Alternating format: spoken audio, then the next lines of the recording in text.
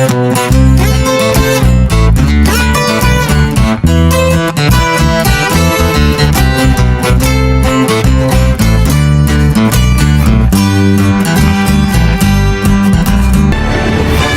nomine Patris et Filii et Spiritus Sancti. Dominus vobiscum. Sahabat peradaban kasih ekologis yang terkasih, selamat berjumpa dalam renungan harian bersama saya Romo Alois Budi Purnomo PR melalui channel ini. Semoga panjenengan selalu sehat, tetap semangat tanpa sambat, selalu bahagia, kebahagiaan yang bersumber dari Tuhan Allah kita. Mari kita awali perjumpaan kita dengan bersatu di dalam doa. Allah Bapa yang Maha Pengasih dan Penyayang, kami bersyukur kepadamu karena teladan Yesus Kristus Putramu yang selalu menjadi tanda kebaikan, meskipun orang-orang memusuhi dan melawannya, bahkan mau membunuhnya. Namun Yesus Kristus Putramu selalu teguh di dalam prinsip menghadirkan kebaikan di dalam kehidupan, dan dengan begitu menghadirkan kasih-Mu sendiri kepada semua orang. Semoga kami mengandalkan kekuatannya dalam hidup kami sehari-hari, sehingga kami pun dimampukan menjadi tanda kasih dan kerahiman-Mu dalam kehidupan kami sehari-hari, sepanjang segala masa. Amin. Sahabat peradaban kasih ekologis yang terkasih, kita akan membaca Injil Yohanes pada hari ini, Injil Yohanes bab 10 ayat 31 sampai 42. Sekali peristiwa, orang-orang Yahudi mau melempari Yesus dengan batu. Tetapi kata Yesus kepada mereka, "Banyak pekerjaan baik yang berasal dari Bapa-Ku, kuperlihatkan kepadamu. Manakah di antaranya yang menyebabkan kamu mau melempari aku dengan batu?" Jawab orang-orang Yahudi itu, "Bukan karena suatu perbuatan baik, maka kami mau melempari engkau, melainkan karena engkau menghujat Allah, dan karena engkau menyamakan dirimu dengan Allah, meskipun engkau hanya seorang manusia." Kata Yesus kepada mereka, "Tidakkah ada tertulis dalam kitab Tauratmu, Aku telah berfirman, kamu adalah Allah?" Padahal kitab suci tidak dapat dibatalkan. Maka jikalau mereka kepada siapa firman itu disampaikan disebut Allah, masihkah kamu berkata kepada Dia yang dikuduskan oleh Bapa dan yang telah diutusnya ke dalam dunia, engkau menghujat Allah? Karena aku telah berkata, aku anak Allah.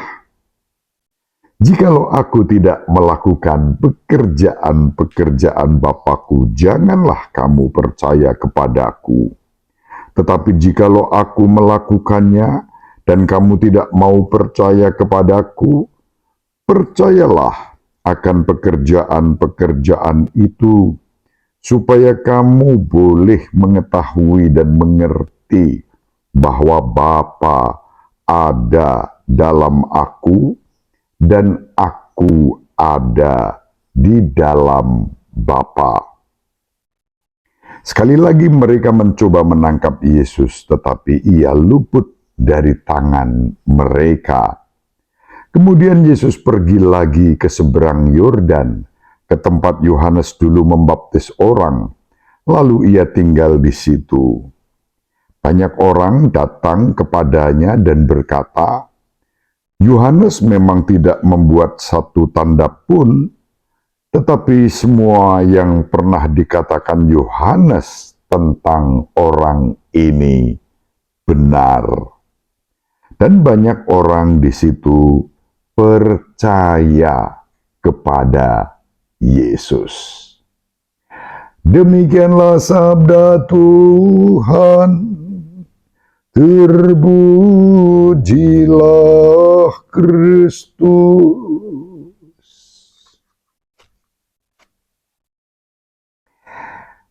Sahabat peradaban kasih ekologis yang terkasih, sungguh semakin seru ya proses yang kita baca, kisah Yesus bersama dengan orang-orang Yahudi yang menolaknya, tapi juga di lain pihak orang-orang Yahudi ada yang percaya kepadanya. Seru. Tanda-tanda Yesus yang dibuatnya melalui pekerjaan-pekerjaan baik tidak membuat terutama para pemimpin Yahudi menerima dan percaya kepada Yesus.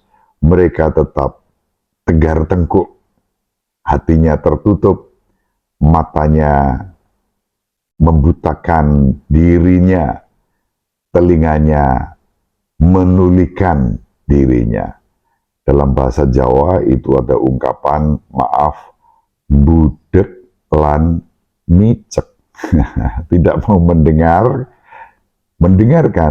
tidak mau mendengarkan, tidak mau melihat, apalagi mengerti.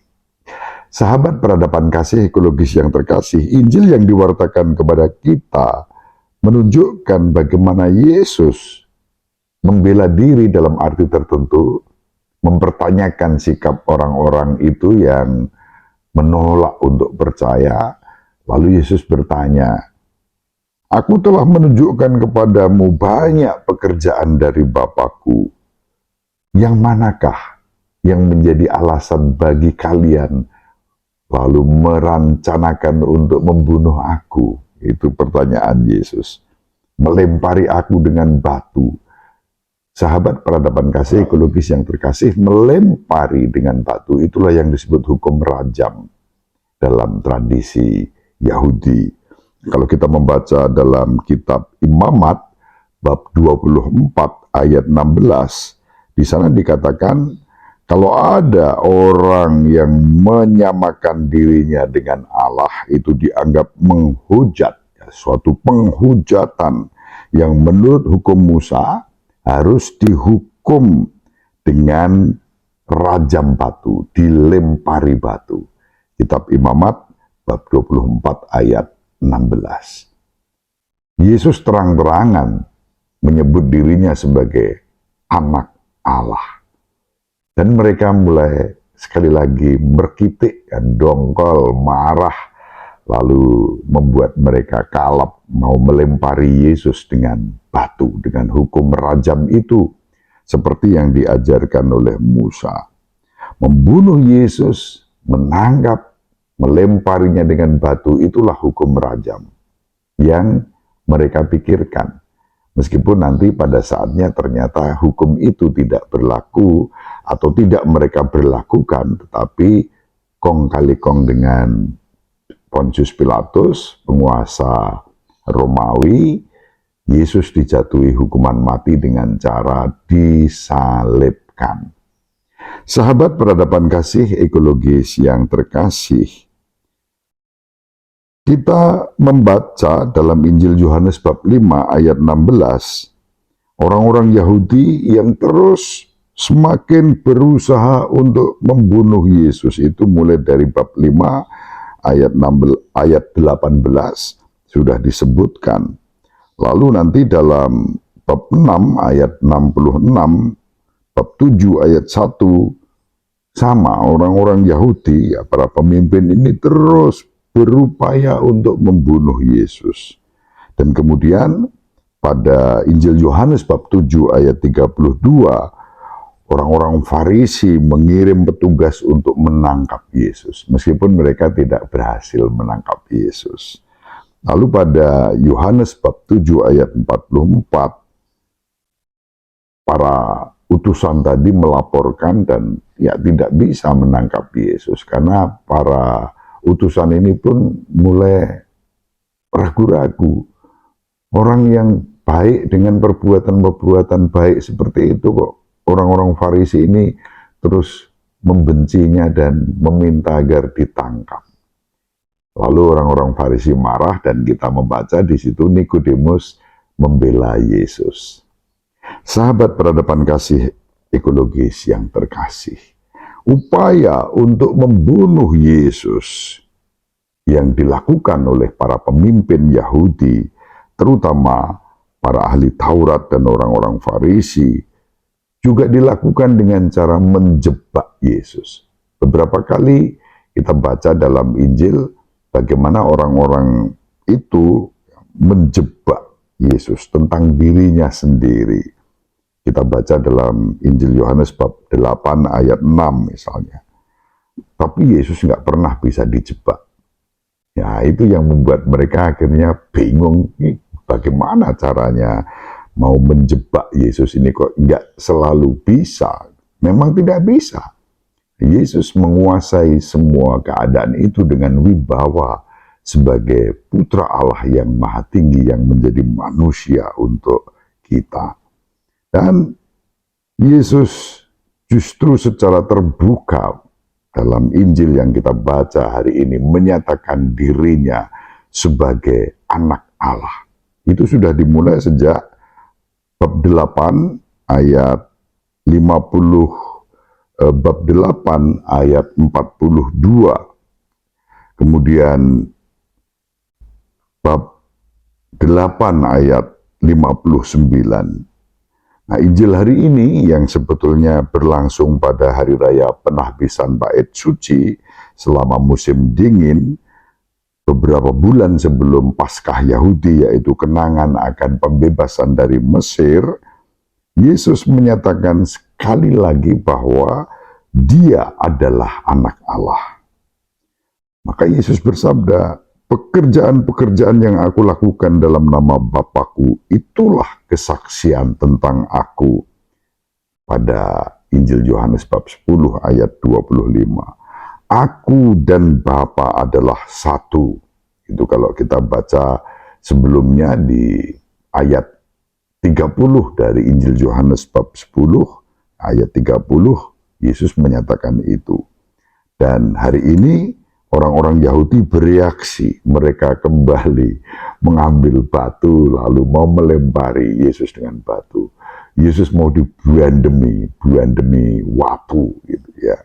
Itu yang sudah langsung dipakai untuk mengawali Injil pada hari ini bab 10 ayat 31. Orang-orang Yahudi kembali mengambil batu untuk melempari Yesus. Yesus tentu tidak begitu saja mudah diperlakukan tidak baik oleh mereka. Karena apa? Kalau membaca dalam konteks Injil Yohanes, karena saatnya belum tiba. Kalau saatnya tiba, nah nanti Yesus menyerahkan dirinya kepada orang-orang yang menangkapnya dan kemudian mengadili dengan cara persekongkolan antara pemimpin Yahudi dengan Romawi. Yesus disalibkan. Sahabat peradaban kasih ekologis yang terkasih, tanda-tanda yang dibuat Yesus memang menuntut iman. Orang-orang Yahudi tidak punya iman terkait dengan tanda-tanda itu, terutama para pemimpin. Sebaik apapun ketika perbuatan-perbuatan baik itu ditunjukkan, kalau orang sudah tertutup ya tidak bisa melihat. Tadi di awal saya matur budek lan micek.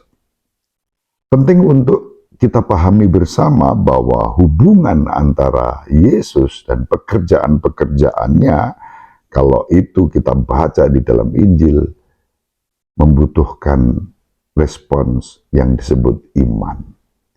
Wahyu sendiri adalah Yesus. Wahyu yang dinyatakan kepada kita dalam pribadi. Putra Allah yang maha tinggi, yang menjadi manusia, itulah wahyu. dalam diri Yesus, dan untuk itu dibutuhkan iman untuk percaya. Ada tindakan-tindakan iman. Pekerjaan yang dilakukan Yesus menunjukkan bahwa Yesus memang merupakan wahyu Allah dengan kuasa dan wibawanya sebagai putra Allah. Pertama, dia berkuasa atas hal-hal yang bersifat jasmani, duniawi. Dia mengubah air menjadi anggur, menggandakan 5 roti, 2 ikan untuk memberi makan 5.000 orang, sisa 12 keranjang. Lalu memberi makan kepada 4.000 orang, sisanya 7 keranjang. Itulah kuasa-kuasa Yesus secara jasmani, duniawi. Contoh perbuatan baik yang dilakukan yang tiada duanya, belum pernah ada yang mampu melakukannya, baik sebelum maupun sesudah Yesus. Yang kedua, Yesus berkuasa atas penyakit-penyakit. Ia menyembuhkan orang-orang yang sakit, bahkan penyembuhan jarak jauh, nggak harus datang ketemu, dipegang langsung. Dari jarak jauh pun Yesus memberikan kesembuhan itu. Kalau kita membaca dalam Injil Yohanes, penyembuhan-penyembuhan yang sangat dramatis terjadi. Orang buta yang sejak lahir disembuhkan, orang lumpuh sudah puluhan tahun disembuhkan, dan nanti membangkitkan Lazarus yang sudah 3 hari dikuburkan pun. Yesus mempunyai kuasa itu. Itu poin ketiga yang terpenting, bagaimana tanda-tanda kebaikan Yesus sungguh menghadirkan kuasa Allah di dalam kehidupan ini. Dan untuk itu, sahabat peradaban kasih ekologis yang terkasih, dibutuhkan iman. Mari kita saling mendoakan agar kita dianugerahi iman untuk menyambut Yesus, Juru Selamat kita semua, Juru Selamat semua orang. Semoga bermanfaat. Ibu Maria selalu mendoakan kita, Bapak Yusuf merestui kita dengan keheningannya. Semoga panjenengan semua sahabat peradaban kasih ekologis yang terkasih bersama seluruh anggota keluarga dimanapun berada dibimbing, dilindungi dan diberkati oleh Allah yang Maha Kuasa, Bapa dan Putra dan Roh Kudus. Amin. Terima kasih, salam sehat, tetap semangat tanpa sambat. Selalu bahagia, kebahagiaan yang bersumber dari Tuhan Allah kita. Salve, shalom, salam sejahtera, berkah dalam.